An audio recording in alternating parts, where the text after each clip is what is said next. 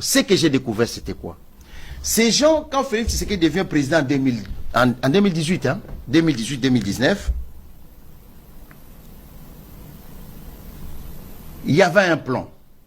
Le plan, c'était quoi? Soit on va les tuer dans quelques années, on va récupérer le pouvoir parce qu'il y avait une pression de la diaspora. C'est là où j'ai dit à la diaspora merci. Moi, j'ai découvert que c'est l'alternance politique qui s'est faite au Congo, c'est grâce à la diaspora. Dans mes recherches, là où j'étais, les manifestations de la diaspora, que ce soit à Paris, qui bloquait les périphes, qui appelait l'Élysée comme pas possible, qui en Belgique, au Canada, en Angleterre, partout, Washington, la diaspora a fait un sacré travail. Chapeau à la diaspora. Ce qui a permis l'alternance. Et quand il y a eu cette pression, les gens se sont arrangés, ils appellent ça les bureaux d'études. Ils ont étudié le peuple congolais, ils ont dit voilà, comme ils font la pression, on va faire semblant de l'air que un Congolais soit président. Quand le Congolais sera président, nous, ce qu'on va faire, on va tenter de l'assassiner. Si on n'arrive pas à l'assassiner, deuxième plan, ils ont créé cette rébellion. Nanga n'est pas chef des rebelles. Vas-y à Goma aujourd'hui, descends sur Kigali, va à la frontière là, appelle Nanga, dis-lui Nanga, je suis ici, fais-moi entrer, s'il va te faire entrer. Il n'a aucun pouvoir. Tout se passe à Kigali. Il est papier, rien, zéro. Notre frère là, il est pris otage. Ils vont le tuer. La rébellion depuis Afdel jusqu'à aujourd'hui, je vais te dire une chose que vous ne savez pas, que moi j'ai découvert. Regardez tout ce qui est congolais bantou, Wamba Diawamba, comment il s'appelle notre frère qui était ici à Paris, Zaïdi Ngoma, toutes ces personnes-là qui étaient là, des Congolais leaders, ils sont tous morts. Aucun des Tutsis, depuis Afdel jusqu'à aujourd'hui, est mort. Tous ces Congolais sont où? Regardez ça. Depuis qu'ils ont commencé à Afdel, tous les Tutsis qui étaient au début jusqu'à aujourd'hui, ils sont vivants. Tous les Bantous qui ont commencé avec eux, dès le début, Ongandu, Dissese, tous, Mouzé, tous, les Bantous sont morts. Vous croyez que c'est un hasard? Réveillez-vous les Congolais. Ne rêvez pas.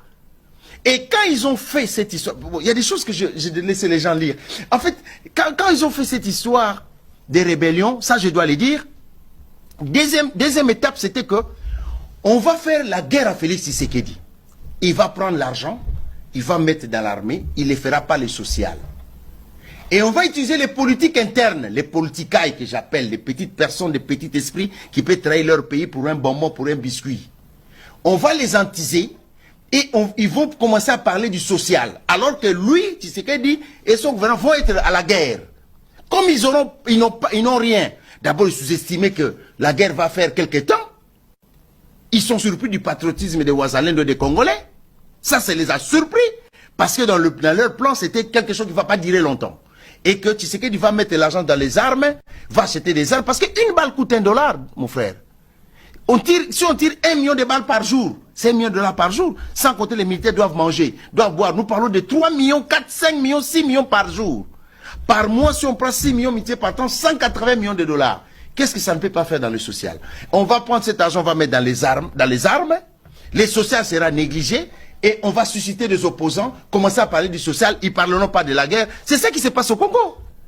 Tous ces sont des marionnettes. Et la plupart, mon frère, mes frères là qui font des dégâts, ils ont été ministres, non? Oh, comment nous oublions comme ça? Ces gens ont été ministres. Kabila a été président pendant 18 ans. Ça, on appelle ça syndrome de Stockholm. Que les gens aillent voir c'est quoi le syndrome. Vous réclamez votre boulot. C'est Kabila qui a mené M23. Les jours papa Tshisekedi rentrer à Kini, on tirait à l'aéroport à bout portant gens. C'est les M23, c'est prouvé, c'est écrit. Où est-ce que sommes-nous? Tous ces gens qui commencent à pavaner là au Congo, qui parlent, ils étaient ministres. Il y en a qui étaient ministres des plans. Qu'est-ce qu'ils ont fait à part leur ventre? Moi, je n'accepte pas d'être idiot. Moi, j'ai un cerveau, je préfère réfléchir. Et ces gens, leur plan est tenté de réussir. C'est comme ça, vous voyez, il y a des gens ici qui insultent, qui se sont arrangés pour commencer à accompagner ces gens-là. Et tous, ils reçoivent l'argent de Kigali. Comment on peut être à ce point? Regardez, on a arrêté plus de 30 généraux. Est-ce qu'ils ont vraiment réfléchi? Si vous faisiez ces coups d'État, vous tous, les 30, vous serez président de la République. Voilà comment les Rwandais jouent avec nous. 30 généraux ou plus, on vous embarque, les Rwandais veulent que vous preniez le pouvoir pour que qui soit président de la République. Voilà comment on nous dit. Après, on va vous tuer. Les Bantous qui ont commencé depuis Afdel jusqu'à aujourd'hui à la rébellion de RCD Goma, toutes les rébellions là, tous ils sont morts. Les Tutsis qui ont commencé, ils sont toujours vivants. C'est pas un hasard. Les plans est bien ourdis. Et là, tout l'argent de la République va en guerre, les social est négligé, on prend les politiciens qui ont été ministres, qui ont eu des fonctions, qui n'ont rien fait ni pour toi, ni pour moi, ni pour nos mamans, et on leur dit, voilà, parlez du social, comme ça vous antisez le peuple, comme ça nous, on prend le pays. Voilà, c'est comme ça que ça se passe les choses. C'est ça le plan. Est-ce que moi, en tant que Congolais, je n'entre pas dans ce jeu-là? La Cinco est en train de jouer un jeu extrêmement grave. Extrêmement grave. J'ai comme l'impression que la Cinco s'inscrit dans une démarche vivant quelque chose qui pourrait ressembler à une atteinte à la sécurité de l'État, allant dans le sens de susciter une insurrection populaire. En tout cas, les autorités en place, les services de sécurité, devraient vraiment bien se préparer dans la gestion de ce qui semble être en gestation. Et là, je parle de mon analyse critique et je dis que ce que l'Église est en train de faire est extrêmement grave.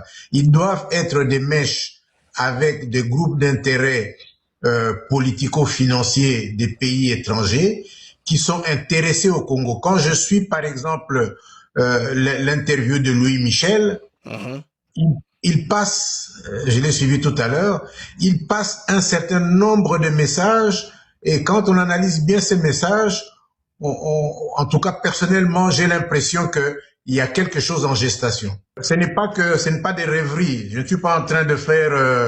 je suis pas en train de rêver. Ce que j'ai dit est vrai. Oui. Vous vous imaginez, le secrétaire général de la Cinco vient tenir son discours concluant les 3 journées qu'ils ont pris pour pouvoir gérer l'aspect médiatique du complot qu'ils sont en train de ourdir. Okay. Je vous dis, c'est vraiment un gangstérisme au niveau de l'Église catholique. Et quand je vois des choses comme ça, je dis, ceux qui disent que l'Église catholique est financièrement corrompue par les Kagame et sa bande, ils ont raison. Parce que c'est des gens qui perdent la raison, c'est des gens qui perdent véritablement la raison, qui sont versés dans une voyoucratie qu'on ne peut pas imaginer. L'Église catholique, heureusement que la Cinco n'est pas l'Église catholique. Okay. Mon père, mon très bien-aimé et regretté père était catholique, ma très regrettée et très bien-aimée maman était catholique, j'ai été baptisé catholique, donc j'ai dit, je ne peux pas accepter d'avoir une Cinco diriger la vie spirituelle de l'être que je suis. Nous ne pouvons pas accepter que des gens qui se mettent à la responsabilité du vécu de notre vie spirituelle puissent venir comme ça, prendre des attitudes de voyoucratie, de criminels notoires, comme j'ai vu ce secrétaire général de la Cinco s'exprimer. Et je dis, c'est extrêmement grave, c'est extrêmement grave. Nous Congolais, nous devons réclamer auprès de Rome que l'on puisse nous mettre à l'abri des criminels comme ça à la tête de l'Église catholique au Congo. Nous revenons, comme je viens de dire tout à l'heure, nous revenons à l'Église catholique belge qui a soutenu le roi Léopold II dans le génocide belge de 1880 à 1910. Et je vous dis, ce qui est en train de se passer aujourd'hui, on est en train d'abuser des jeunes. Nous ne voulons pas avoir une Église catholique irresponsable, corrompue, qui vient passer de discours de légèreté, d'extrême légèreté sur les médias publics. Franchement, je suis dépassé au moment où je vous parle. L'Église catholique, s'il vous plaît, va être un des incitateurs du génocide qui est en préparation au Congo. C'est très grave. L'église du Congo, je m'excuse, mais notre église est trop entrée en politique. Nous avons quand même trop exagéré. Si on cherche, toi tu es là, tu es chrétien, tu veux chercher le point de vue de la Synco sur l'Immaculée Conception. Tu peux trouver ça. Le point de vue de la Synco sur la Sainte Trinité. Comment est-ce que la Synco nous explique aujourd'hui la Sainte Trinité? Nous les Africains, on dit, voilà, c'est que la Synco a donné comme enseignement sur la terre. On n'a pas. La déclaration de la Synco sur la sorcellerie. Quels sont les enseignements de la Synco? On n'a pas ça. Mais on a seulement déclaration de la Synco politique. C'est bien, mais c'est pas bien. L'Église, oui, elle peut parler de politique, mais c'est pas ça. Il y a des gens qui ont fait les sciences politiques, qui parlent de l'histoire. Nous pouvons intervenir pour interpeller, mais c'est pas autant. Vous voyez, par exemple, moi, quand je prêche ici, tous ces temps-ci, je vous ai parlé de Jésus, non? Vous n'avez pas vu?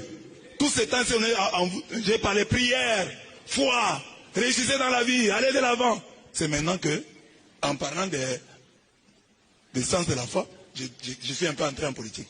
Et parfois, mais vous sentez que je suis dans mon thème. Donc, comme chrétien, vous pouvez sentir ça. Cela ne vous décourage pas. Comprenez que l'Église elle-même a enseigné que vous avez le sens de la foi. Vous pouvez vous-même distinguer. Non, mon Église, bon, c'est mon Église, mais bon, ça va. Padre Pio nous a dit, on ne souffre pas seulement pour l'Église, mais on doit apprendre à souffrir par l'Église. L'Église aussi peut nous faire souffrir. Quand nous voyons les nôtres, ils prennent un chemin, comme ce qu'on a dit dernièrement que non, Monseigneur Cholle aurait dit, le pasteur quand il a dit non, ce que nous faisons ici, ce n'est pas pour le président qui est là, mais c'est pour le président qui viendra. Si jamais c'est vrai. C'est quand même une déclaration grave. Donc il a pris sa position. Comment avec ça, vous allez appeler les gens au dialogue, si vous avez déjà pris position? Donc, ne vous laissez pas embarquer par les discours de haine, par des discours de méchanceté. Non, non, non. Vous restez des chrétiens. Voyez votre objectif. Aimez Dieu, aimez votre prochain. Accrochez-vous à ça. Tous les restes là qui viennent, si ça vous détourne de Dieu, fouillez. Vous êtes des chrétiens.